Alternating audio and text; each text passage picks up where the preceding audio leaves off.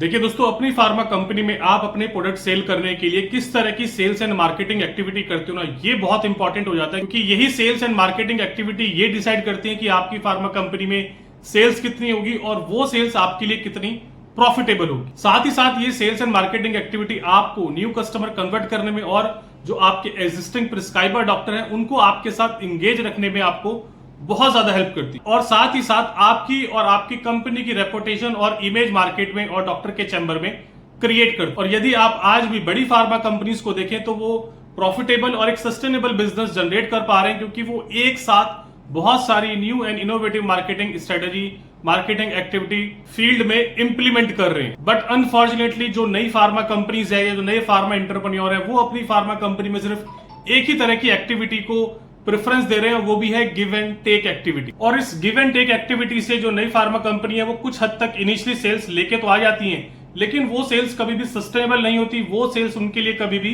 Profitable नहीं बन पाती। और थोड़ी बहुत इनिशियली सेल्स आने के बाद भी उन कंपनी की मार्केट में और डॉक्टर के चैम्बर में ना ही वो रेपुटेशन बन पा रही है, ना ही वो इमेज बन पा रही है। तो अब सवाल आता है, ऐसी कौन सी new and innovative marketing activity हम लोग अपनी फार्मा कंपनी में कर सकते हैं जिसकी वजह से हम लोग ना ही एक सस्टेनेबल सेल जनरेट कर पाए बल्कि प्रॉफिटेबल भी वो सेल्स हो। इसके साथ साथ वो मार्केटिंग एक्टिविटी हम लोगों की मार्केट में और डॉक्टर के चैम्बर में एक अच्छी रेपुटेशन और इमेज भी क्रिएट करे। तो आप बिल्कुल भी परेशान मत होइए दोस्तों, क्योंकि आज मैं आपको इस छोटे से वीडियो के माध्यम से कुछ ऐसी new and innovative marketing and sales activity बताने वाला हूं जो आपको अपनी फार्मा कंपनी में जरूर इंप्लीमेंट करनी चाहिए। ये जो मार्केटिंग स्ट्रेटेजी मैं आपको बताने वाला हूं ये न्यू और इनोवेटिव तो है ही, इसके साथ साथ ये बहुत ही ज्यादा अफोर्डेबल भी है, यानी इसमें आपको बहुत ज्यादा इन्वेस्टमेंट करने की जरूरत नहीं पड़ेगी। तो बने रहना इस वीडियो के आखिर तक, वीडियो बहुत ज्यादा इंटरेस्टिंग एंड इन्फॉर्मेटिव होने वाला है। But before starting this video again आप सब लोगों से मेरी रिक्वेस्ट है कि जो भी हमारे चैनल को पहली बार देख रहे हैं सबसे पहले प्लीज चैनल को सब्सक्राइब करें, वीडियो पसंद आए तो वीडियो को लाइक शेयर जरूर करें। तो देखिए दोस्तों, सबसे पहले और सबसे इंपॉर्टेंट मार्केटिंग टूल्स की अगर मैं बात करूं जो आपकी फार्मा कंपनी की सेल बढ़ाने में आपको सबसे ज्यादा हेल्प करेगा वो है आपके मेडिकल रिप्रेजेंटेटिव। बहुत सारे फार्मा एंटरप्रेन्योर यहाँ पे कंफ्यूज जरूर हो रहे होंगे, वो सोच रहे होंगे कि यार किस तरीके से मेडिकल रिप्रेजेंटेटिव हमारी जो सेल्स एक्टिविटी है, मार्केटिंग एक्टिविटी का सबसे इंपॉर्टेंट पार्ट हो सकता है। क्योंकि देखिए दोस्तों, अभी तक हम लोगों को क्या लगता है ना कि मार्केटिंग एक्टिविटी वो चीज है जो हम डॉक्टर के लिए फिजिकल फॉर्म में करते हैं। यदि आप ब्रॉड उसमें देखें ना तो किसी भी फार्मा कंपनी के लिए जो सबसे इंपॉर्टेंट मार्केटिंग टूल है वो है उनके मेडिकल रिप्रेजेंटेटिव, क्योंकि एक अच्छे और कैपेबल मेडिकल रिप्रेजेंटेटिव की टीम ही ना आपकी फार्मा कंपनी में सबसे ज्यादा सेल्स जनरेट कर सकती है। और अगर आप देखें दोस्तों कि मार्केट में डॉक्टर के चैम्बर में उन लोगों के लिए कंपनी कौन है, तो देखिए दोस्तों उन लोगों के लिए कंपनी है आपके मेडिकल रिप्रेजेंटेटिव, आपकी सेल्स टीम, वही मार्केट में आपकी कंपनी का फेस है। तो इसलिए दोस्तों सबसे पहले जो हमारे मेडिकल रिप्रेजेंटेटिव है उनका वेल ट्रेड होना, वेल स्किलफुल होना बहुत जरूरी है। ये मेडिकल रिप्रेजेंटेटिव का ट्रेन एंड स्किलफुल होना इसलिए भी जरूरी है ना दोस्तों कि आप अपनी फार्मा कंपनी में चाहे कितनी भी मार्केटिंग एक्टिविटी इंप्लीमेंट कर लो, बट जब तक आपके जो मेडिकल रिप्रेजेंटेटिव है जो उस एक्टिविटी को एक्चुअली मार्केट में इंप्लीमेंट करने वाले लोग हैं, यदि वो स्किलफुल नहीं होंगे, जब तक वो नॉलेजेबल नहीं होंगे, आप कितनी भी new and innovative marketing strategy market में ले आओ, वो उसका आपको कभी भी मैक्सिमम रिजल्ट नहीं मिल पाएगा। इसलिए दोस्तों ये जो मेडिकल रिप्रेजेंटेटिव ना ये मेरे इस वीडियो का इस स्ट्रेटेजी वाले पार्ट का सबसे पहला पॉइंट है। इसलिए दोस्तों आपको सबसे पहले अपने मेडिकल रिप्रेजेंटेटिव की ट्रेनिंग एंड डेवलपमेंट पे ध्यान देना है, उनको रेगुलर प्रोडक्ट नॉलेज, उनके selling skills, communication skills, presentation skills पे आपको रेगुलर काम करना है ताकि वो इफेक्टिवली और अच्छे से आपके प्रोडक्ट को डॉक्टर के चैम्बर में प्रेजेंट कर पाए। आप जो मार्केटिंग स्ट्रेटेजी इंप्लीमेंट करने वाले उसको वो अच्छी तरीके से इंप्लीमेंट कर पाए, फॉलो अप कर पाए। और दोस्तों लिंक्डइन के एक सर्वे के अनुसार यदि आप अपने एम्प्लॉइज की, अपने मेडिकल रिप्रेजेंटेटिव की ट्रेनिंग एंड डेवलपमेंट पे रेगुलर काम करते हो ना तो वो भी आपके साथ लंबे समय तक टिक के काम करते हैं, जो कि आज के समय में फार्मा कंपनी में एक बहुत बड़ा चैलेंज है, पीपल टर्नओवर। तो ये जो पीपल टर्नओवर का चैलेंज है ना ये भी आप रेगुलर ट्रेनिंग एंड डेवलपमेंट से अपनी कंपनी में काफी कम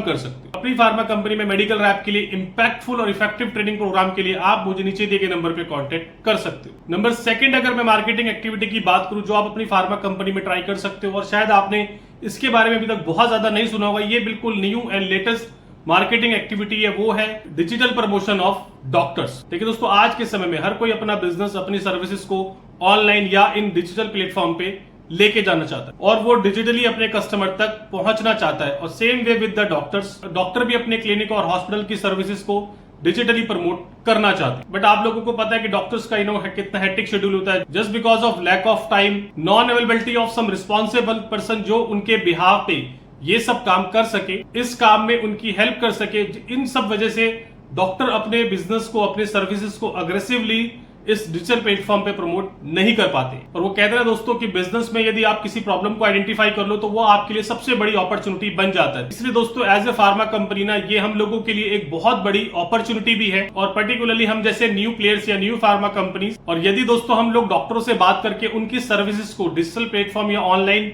प्रमोट करवा सके, तो ये एक स्ट्रेटेजी ना हम लोगों की कंपनी के लिए एक गेम चेंजर साबित हो सकती। अगर आप इस तरह की एक्टिविटी करते हो तो इस तरह की एक्टिविटी से आपकी और डॉक्टर के बीच में एक पर्सनल बॉन्डिंग भी क्रिएट होती है, एक आपके पर्सनल रिलेशन भी उनसे डेवलप होते हैं। दोस्तों ये जो मार्केटिंग एक्टिविटी है ना, इसमें कोई आपका बहुत ज्यादा खर्चा नहीं आता और आप अपने कस्टमर से रेगुलर इंगेज रहते हैं। और देखिए दोस्तों, इस नई स्ट्रेटेजी के बारे में ज्यादा जानकारी के लिए आप मुझसे नीचे दिए गए नंबर पर कॉन्टेक्ट कर सकते हो। मैं आपको बताऊंगा कि आप किस तरीके से इस एक्टिविटी को एक्चुअली मार्केट में इंप्लीमेंट कर सकते हैं। नंबर 3, अगर मैं मार्केटिंग एक्टिविटी की बात करूं जो आप अपनी फार्मा कंपनी में रेगुलर कर सकते हो, वो है फ्री कैंप्स। देखिए दोस्तों, ये जो फ्री कैंप वाली एक्टिविटी ना, ये बहुत पुरानी एक्टिविटी है। काफी सालों से ये एक्टिविटी मार्केट में चलती आ रही है, बट बिलीव मी दोस्तों, ये जो कैंप वाली एक्टिविटी ना, ये आज भी मार्केट में बहुत ज्यादा फेमस और बहुत ज्यादा इफेक्टिव है किसी भी डॉक्टर से बिजनेस लाने की। और ये जो कैंप वाली एक्टिविटी है ना दोस्तों, अगेन ये बहुत कॉस्ट इफेक्टिव एक्टिविटी है। इसमें आपका कोई बहुत ज्यादा पैसा इन्वेस्ट भी नहीं होता। इस तरह की जो एक्टिविटी होती है ना, वो डॉक्टर के चैम्बर में, मार्केट में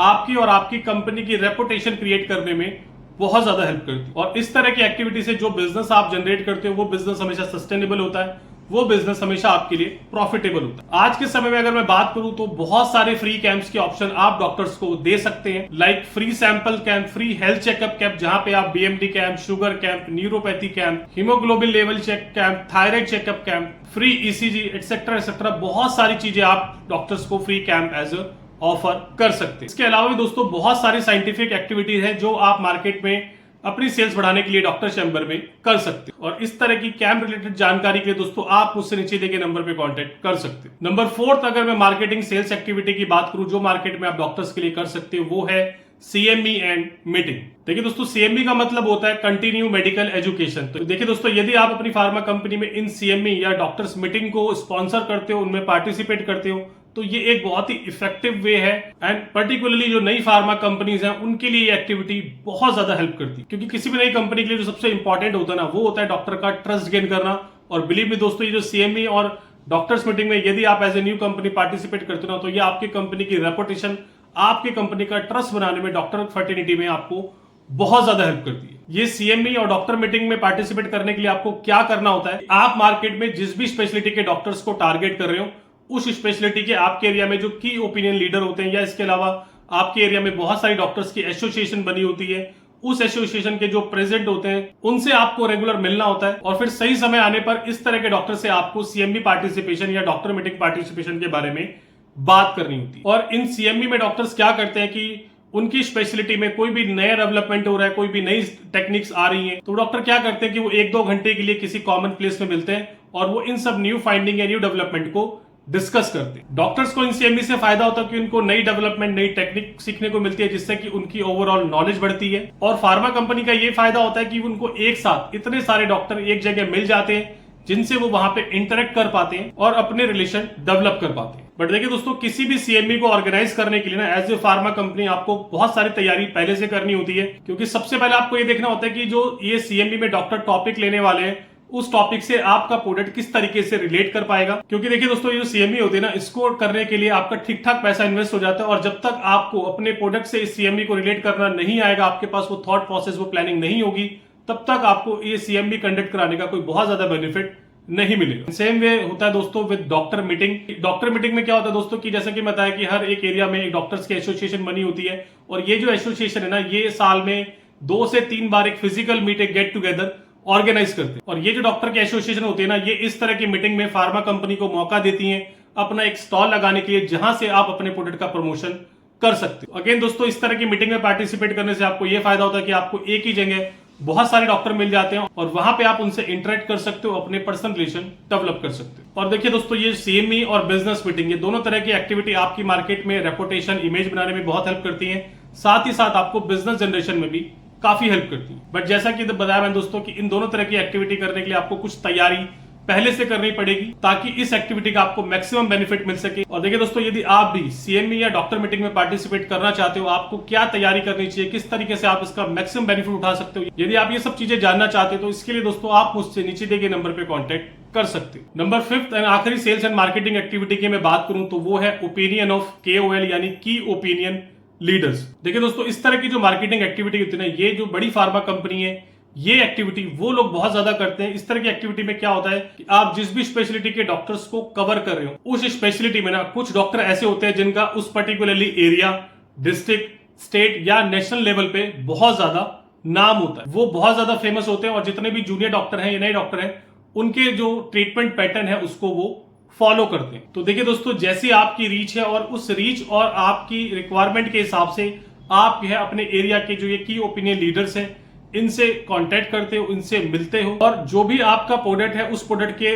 कॉन्सेप्ट के बारे में, उस प्रोडक्ट की यूएसपी के बारे में आप उनको कन्विंस करते हो। आपको उन डॉक्टर्स को ये भरोसा दिलाना होता है कि आपका प्रोडक्ट जो मार्केट में कंपटीटर प्रोडक्ट है उनसे किस तरीके से बेटर है और आपका प्रोडक्ट लिखने से उनके पेशेंट का क्या बेनिफिट हो। यदि दोस्तों आप इन की ओपिनियन लीडर्स को इन साइंटिफिक बैकग्राउंड पे कन्विंस कर पाते हो और वो आपको प्रिस्क्रिप्शन देते हैं और उनका जो पेशेंट है आपके प्रोडक्ट को यूज करता है और आपका प्रोडक्ट उस पेशेंट को यूज करने के बाद उसका किस तरह का फीडबैक है, उसको क्या बेनिफिट दिखाई दिए, डॉक्टर का उस बारे में क्या कह रहे हैं, उनकी क्या ओपिनियन है, ये आप किसी एक फॉर्मेट में या किसी फॉर्म में उनसे फिल करवाते, मतलब कि आप उनके ओपिनियन को, उनके फीडबैक को डॉक्यूमेंटेड कर लेते और आप उनसे परमिशन ले लेते हो कि वो इस डॉक्यूमेंट को आगे मार्केटिंग करने में या जो जूनियर डॉक्टर्स हैं उनको कन्विंस करने में आप उसको यूज करोगे। तो ये जो की ओपिनियन लीडर की एक टेस्टिमनी आपके पास होती है डॉक्यूमेंटेड फॉर्म में, तो ये ना आपको उस एरिया के जो जूनियर डॉक्टर्स होंगे वो कन्वर्ट करने में आपको